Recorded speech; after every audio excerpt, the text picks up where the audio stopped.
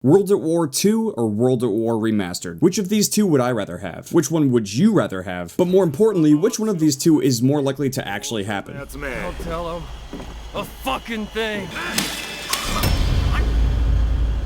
What's up guys, this is Merc Music, and today we're going to take a closer look into the future, or rather the past of Call of Duty. Now I haven't seen the results yet because I'm just now recording this, but I'm going to run a poll on Twitter for fun. And just for shits and gigs, I want to see what people on Twitter think. Would they rather see World at War Remastered or World at War 2? The reason I'm making this video is because we haven't gotten a new World War 2 or modern military Call of Duty game in a while, the closest thing being the remaster of Call of Duty 4 Modern Warfare. For some perspective, Call of Duty switched to the modern military genre when the World War 2 FPS market was oversaturated, and it seems like they did the same thing with futuristic shooters in an oversaturated modern military game market. They're trying to move forward in time the same way they did with Call of Duty 4, but it doesn't look like it's working. So, is it possible that we could be getting another remastered game bundled with a futuristic shooter again, or could we finally be getting a brand new World War 2 or modern military Call of Duty game? Let's take a look at the possibilities. World at War Remastered. Well, we know this for a fact. If Raven is going to be the studio developing this, then we're set. The campaign would be nearly identical, zombies would most likely be identical as well. The only thing that would really be concerning would be the multiplayer, but then again, they'd have it like 90% right, so again, if Raven is the studio behind a World at War remaster, then I think we'd be fine. Now, as far as it goes for graphics, I was browsing the internet and I was trying to see if there were any graphics mods for World at War, and it turns out that there are. So I downloaded SweetFX and I was loading different presets that community members have made, and I wanted to see what the graphics on World at War could possibly look like if it was remastered. There's really not too much that can be done with SweetFX, but I thought it would be interesting to look at because, well, some of these presets look really nice. But realistically, if we want to try to see what World at War would look like remastered, we should compare it to Black Ops 3. I know that's gonna sound like a weird comparison at first, but let's look at Der Riese from World at War. Keep in mind too that this is recorded on PC, so it is going to look a little bit nicer. But now let's switch over to some gameplay of The Giant, which is the Der Riese remake in Black Ops 3. We could expect World at War Remastered to look something like this, maybe not quite as nice as this because the original game didn't have this much fidelity, so if they go over the top, it's not going to look quite right. It ultimately wouldn't look as original as World at War. So with all this being said, a World at War remaster sounds great, but there's still the potential that they could bundle this game with a future Call of Duty game again. This was one of the biggest concerns with people trying to buy Infinite Warfare and Modern Warfare Remastered, and this would end up just being another fiasco. The whole bundling thing was a make it or break it situation for a lot of players, and I don't think this is a good idea. A lot of players would like to be able to pick and choose the games they want, and they don't want to have to be forced to buy two games. There's also the potential that World at War Remastered wouldn't live up to the past expectations that players had from World at War. And again, if Raven is not the studio working on World at War Remastered, then we definitely need to take a look at that. Because honestly, I don't think there's another studio that's up to the task. And then of course there's the debate between legacy versus newness. If World at War Remastered is next year's Call of Duty game, then there's really not going to be anything new to offer. Which obviously makes sense because if World at War was remastered, it needs to stay as original as possible. But this would also creatively hold back whatever team would be making it because then they can't add anything new. And if they do add anything new, then it's obviously going to upset a lot of players. Just the thought of Modern Warfare Remastered having supply drops and supply drop exclusive weapons is freaking people the fuck out. So they really should not mess with that balance. But speaking of newness, let's talk about World at War 2. Now, it doesn't necessarily have to follow up World at War, but a new World War 2 game would be a huge relief from the recent Call of Duty titles. As far as it goes for graphics, it would be much better coming from the Xbox 360's World at War in 2008. Gameplay features could be significantly better than World at War's. World at War had a bayonet charge and it was okay, but think about how like Battlefield 1 implemented them. You could even have a feature like ejecting an M1 Garand's cartridge early to confuse enemies as to whether or not you need to reload or not. There were a lot of different tactics and strategies that were used in World War 2 and they haven't necessarily been implemented into a video game yet. And I think it would be really cool to see some new gameplay features like that. The amount of detail and polish that World at War 2 could offer would be vastly better than the original, but it would be very difficult to top the original music scoring, voice acting, and overall atmosphere that World at War gave us. And again, these were things that were amazing in the original World at War, and they would obviously be present in World at War Remastered as well. World at War's original score was very intense, the music was very engaging, and the voice acting had a lot of shouting, and as a whole, it just was very immersive. And even though there wasn't as much fidelity back then, the weapon sounds were still pretty distinct and accurate. So either way, World at War 2 would have some pretty big shoes to fill. But yeah, as a result of making this video, I've discovered plenty of newish World War 2 games that offer a next-gen experience, and there's two particular next-gen World War 2 indie games that I have backed called Days of War and Battalion 1944. Neither of these games have been fully released, but they both look very promising and I can't wait to give them both a try in the coming months. Unfortunately, I don't have any gameplay of Battalion 1944 and Days of War is still under NDA, so I can't show you guys any of that either. But if next year's Call of Duty release isn't a World War 2 game, these are the games I'm going to be checking out. Again, it would still be ideal to get a AAA next-gen World War 2 game as opposed to an indie game, and the main reason I'm saying this is because Battlefield 1 is a AAA World War 1 game and it was executed very well. And it has done amazing things for the Battlefield Battlefield franchise, so I think this would be the way to go. So, World War II sounds pretty great too, but it would have less appeal to a younger demographic due to higher levels of graphic violence, gore, dismemberment, a general distaste in World War II violence, and on top of that, it could further fragment the community that prefers the new Call of Duty game's setting or movement system. In general though, Infinite Warfare sales are down by 50% coming from Black Ops 3, and even though we don't have hard numbers about Battlefield 1's sales, they have doubled their player base coming from Battlefield 4 and Hardline, which is huge and it's amazing for the Battlefield series. We also know that Activision is going to be publishing and releasing Destiny 2 in 2017, and it would be kind of weird to release two futuristic shooting games at the same time. I know if you were to break down Call of Duty and Destiny, they are two very different games, but at the same time, it would make more sense for Activision to diversify. On top of that, the community's reception to Infinite Warfare has been the worst of any Call of Duty game, even possibly Call of Duty Ghosts. And honestly, that alone should be significant enough to say, hey, we should probably not do future Call of Duties for a while. On top of that, Sledgehammer has added in World War II weapons into Advanced Warfare over time. And let's not forget that Sledgehammer was actually working on a third-person Vietnam-era Call of Duty game prior to Advanced Warfare, and that got cut. So clearly Sledgehammer Games was passionate about making a Vietnam-era Call of Duty game at some point, but unfortunately it looks like their dreams got squashed. So to answer the questions at the start of the video, I personally would prefer to get a new World War II Call of Duty game. Don't get me wrong, World at War was amazing, and Modern Warfare Remastered has proven that they can remaster a classic Call of Duty and do a fantastic job, but I believe that a new World War II Call of Duty game is the only way to give us something old and new at the same time. I think it's more likely that we could end up getting another futuristic Call of Duty game with a remaster bundled with it, but hopefully Sledgehammer and Activision have gotten enough feedback early on from Advanced Warfare that would steer them in a different direction. But ultimately, what do you guys think would be better? I'm going to leave two comments on this video, one saying World at War II and one saying World at War Remastered, and you can vote for which game you'd rather see by clicking thumbs up on the comment that you agree with. But yeah, thank you guys very much for watching. I hope you guys enjoyed this video. If you guys did and you'd like to see World at War get remastered, or if you'd like to see World at War 2, make sure to drop a like, and we'll see you guys later.